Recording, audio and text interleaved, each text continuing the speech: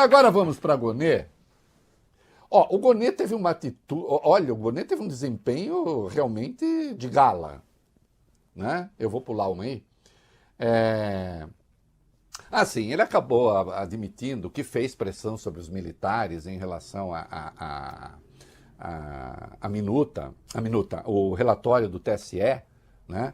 Agora, o Gonê foi devastador. Aliás, parabéns ao procurador-geral Paulo Gonê, né? Que dizem que até se parece um pouco comigo. Ele só não tem tanto cabelo quanto tenho, mas é uma coisa que acontece com as pessoas.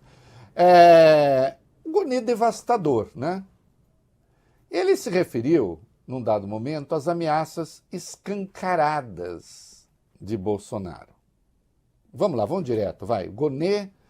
E ele está falando do ataque ao Barroso, do ataque do 7 de setembro. Vamos ver que resposta deu o corajoso, o destemido, o valente, o machão, o imorrível, o imbrochável e incomível, né? Que sempre é uma coisa que me causa espécie, né?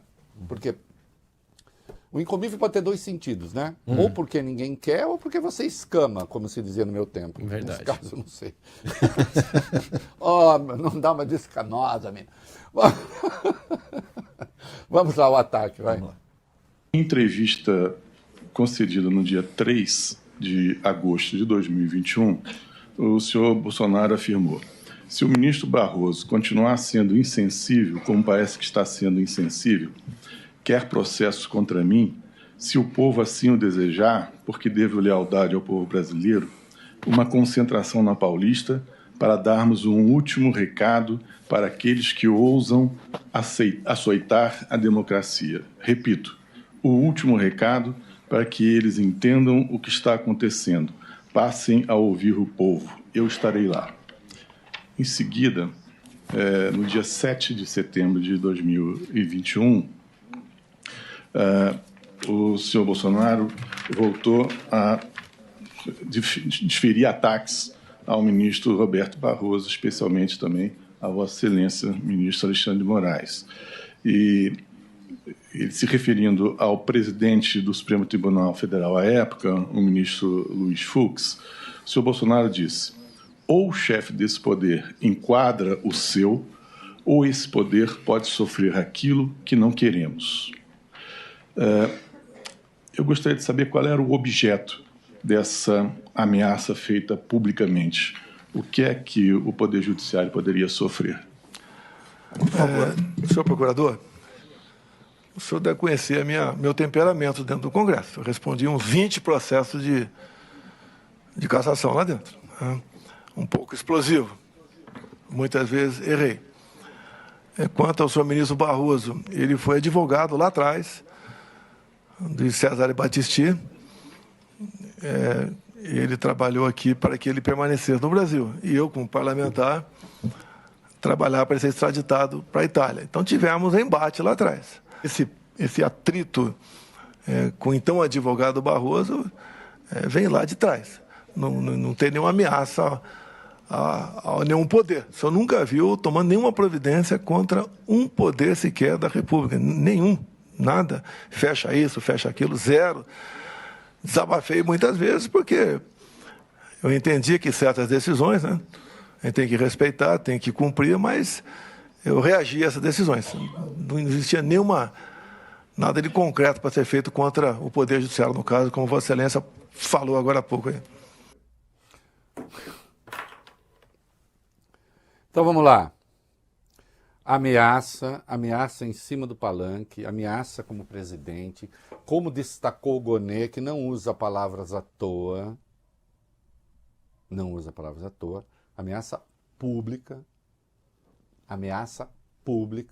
de um presidente da República, de um chefe do Executivo, comandante em chefe das Forças Armadas, ameaçando todo o Poder Judiciário, no 7 de setembro, inclusive, quando vociferou que não obedeceria mais a ordens do Judiciário.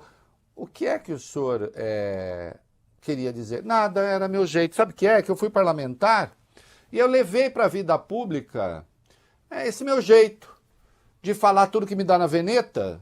E só isso. Mas não era nada, não.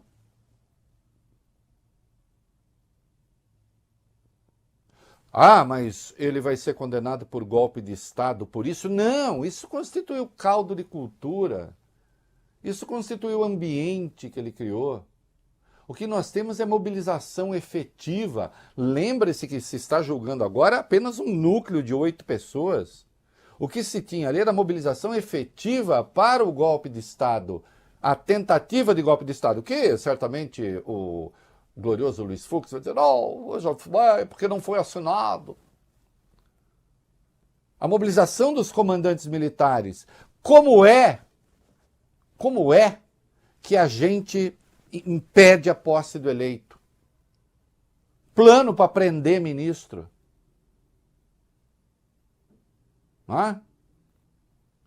Confirmado por Mário Cid, pelo chefe da aeronáutica, pelo ex-chefe do exército, né? Pelo do exército, ainda que fazendo ali umas ressalvas em nome da delicadeza.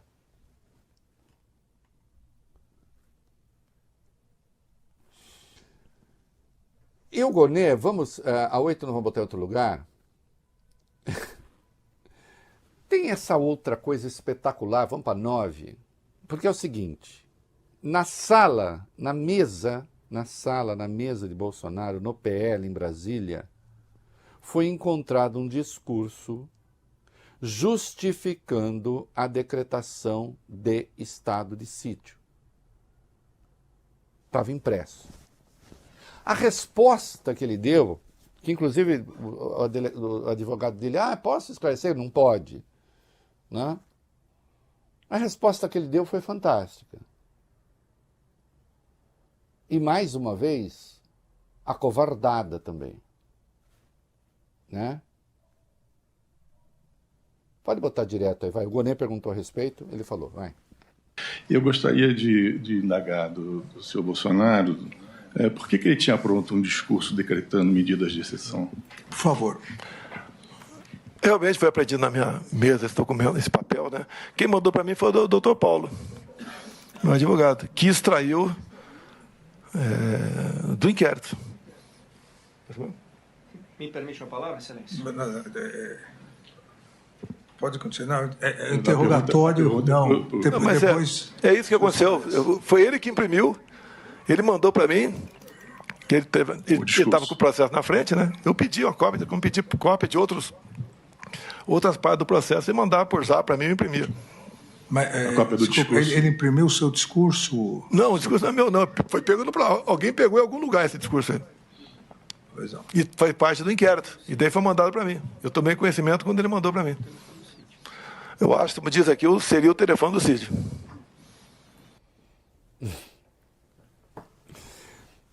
Parece que uma hora eu falei Mário Cid, evidentemente Mauro Cid e é Mário Fernandes, né? Vocês entenderam? Encontrou-se ali um discurso para um pós-estado de sítio. Fazer o que ali? Foi o advogado que me mandou. Mas tirou de onde? Tirou do inquérito. Mas onde estava? No celular do Cid. O que é? Teria sido um discurso que o Cid fez para ele?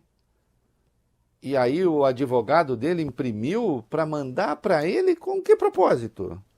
Exatamente.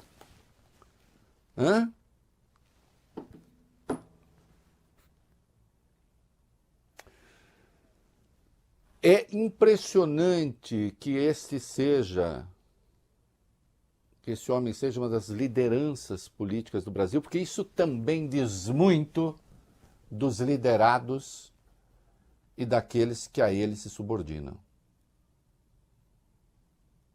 Né?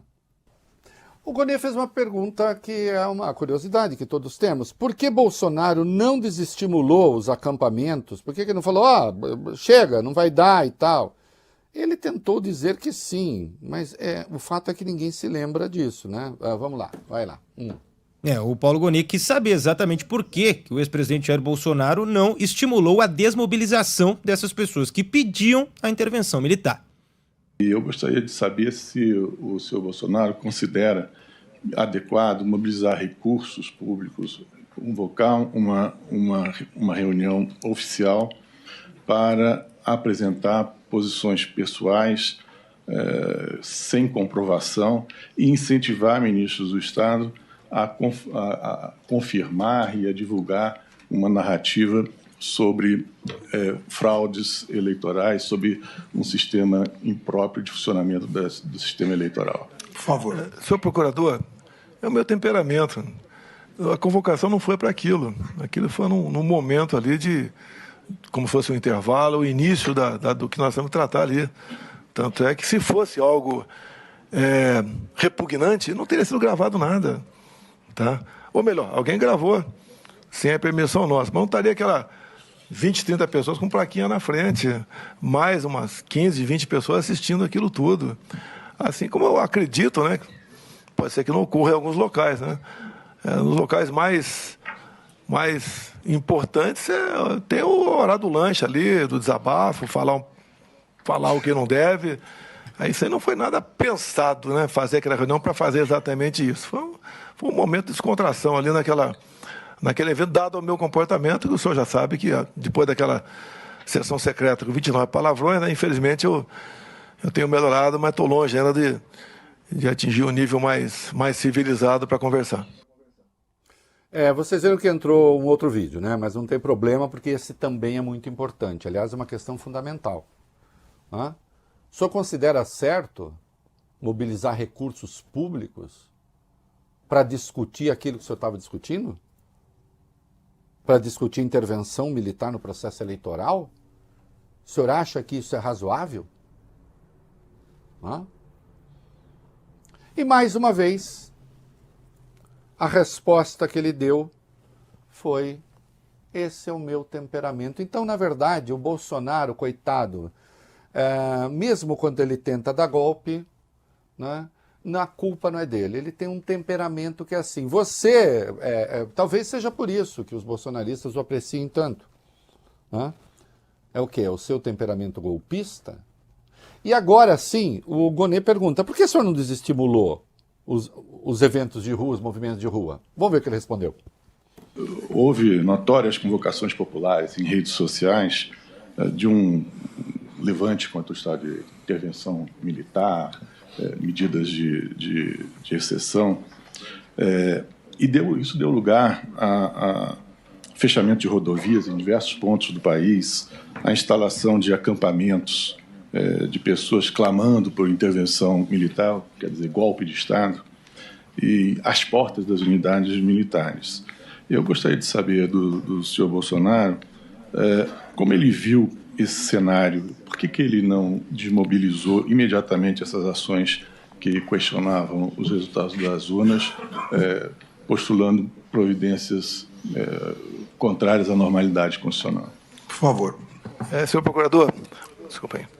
Tão logo as eleições se acabaram, começou-se um movimento muito forte pelo Brasil.